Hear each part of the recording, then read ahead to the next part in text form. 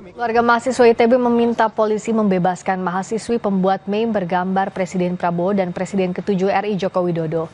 Pihak keluarga besar mahasiswa ITB menilai apa yang jadi bentuk kebebasan berekspresi yang seharusnya dilindungi hukum, bukan dikriminalisasi.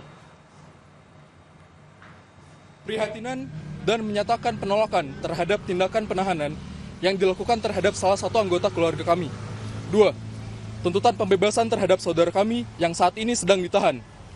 Kebebasan berekspresi seharusnya dilindungi oleh hukum dan tidak justru dikriminalisasi. Penahanan saudara kami ini bisa dilihat sebagai bentuk dari penyempitan ruang berpendapat bagi seluruh rakyat Indonesia. Hal yang dilakukan keluarga kami lebih baik dilihat sebagai upaya kritis untuk mengedukasi bahaya penyalahgunaan artificial intelligence yang berdampak negatif.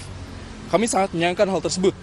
Bahwasannya, membungkam satu suara kritis adalah ancaman bagi kebebasan bagi seluruh rakyat Indonesia.